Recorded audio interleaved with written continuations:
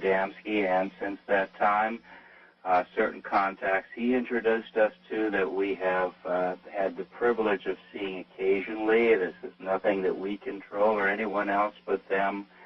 And these individuals I've had an opportunity to see on several occasions. So that was a yes. Yeah. Yeah. You can take that as you wish. Yeah. You can take that as you wish. But I believe personal experiences are just that, personal. Sure. I get that. All right. Thank you very much. Wildcard line, you're on the air with Glenn Steckling. Good morning. Good morning. I just had a quick question as far as disclosure goes. From my understanding, other governments and other countries have full disclosure. And how would someone here on the United States side get a hold of some of that governmental information from other countries? There, in fact, are governments that have claimed that they are opening up and giving everything they have. A lot of that lately, in fact, Glenn. Yes, that's true. And whether it's full disclosure, well, that depends on who you talk to, because there's always a certain amount of information that is kept and released at intervals. There have been some times where the Russia and so former Soviet Union has released a great deal of information, some in South America. I don't believe that full disclosure is going to happen, because sometimes there is a lot of influence exerted, sometimes based on, shall we say, monies that are given from one country to the next for foreign aid and purchase of military hardware and things like that. So some countries have talked more, and some that are less influenced by the powers that be, so to speak, which is usually this country, and some of them who don't speak too much at all, because we're very closely aligned on many issues. There you are. Okay, but my question was, how would we get a hold of that type of information here in the United States? The best thing to do then is to contact a person in that particular country. Sometimes you can go online and you can find representatives of certain groups or associations in those countries, and then you can ask them directly, because they know the means and procedures of obtaining that information, very much like when we apply through the Freedoms of Information Act as well. So each country is specifically different. But isn't all of this really rather easily dealt with by those who aren't ready for all of this to come out yet? Well, if they don't want to give it to you, they won't give it to you. Or, for instance... No, but I'm saying even if you get it from some country, it doesn't necessarily mean that it's the Holy Grail, that suddenly everybody buys it all. We don't get anything that hard. We have countries that open up. France did some interesting things. South American countries are doing some interesting things. Mexico is. Yeah. Quite a few countries are opening up, but isn't that rather easily handled by those who don't want it believed? It can be, yes, because it's easily twisted. I'll give you a brief example here.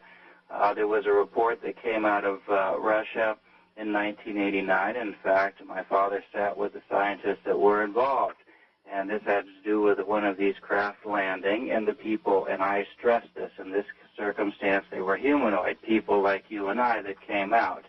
And TASS released an article on it, and TASS was the official agency at that particular time. Everything was heavily screened and looked at. Oh, yes. And it talked very expressly and very specifically what happened. 2 days later, 48 hours later, the same report came out in Western European press, and now they were no longer humanoid-looking. They were 10 feet tall with 3 arms. By the time the same report got to this country, also the report had been fabricated around again, so it made the whole story look not believable. Well, there you have it. You've exactly answered my question. Isn't it easily handled? And you just showed us how easily handled it really is. That's how easily it's handled. All right. East of the Rockies, you're on the air with Glenn Steckling. Hello. Good morning, gentlemen. Good morning. Morning. It's an honor to speak with you both. Thank you. Thank you. Concerning the possibility of alien beings actually existing, do you not suppose that if they are indeed intelligent enough to travel to this planet from wherever they come, and having observed us for several decades at least, that in their wisdom, realizing that we are unable to cohabitate with one another simply because we have wars all the time over just trivial things. We're running out of time. Are you suggesting that they might conclude they should crush us like a bug? Actually, my conclusion is that they probably realize that they would do more harm than good if they were to avail themselves. Well, let's address this quickly here. Okay. Just because they look at the situation and they see a bit of mayhem, a bit of confusion and misunderstanding, they are extremely cognizant of the many forms of our expression. And it's not any different than if we go to a different country and we see different customs and different ways of thinking. And if things are not looking too good there, do we just cut and run and abandon? No, we don't, and we have not done so historically as well. And so I would venture to say that they consider us to be their brothers and sisters, just a little bit in need of a bit of enlightenment and a bit of education. And then how could you turn away from that type of need if you had that humanity within you?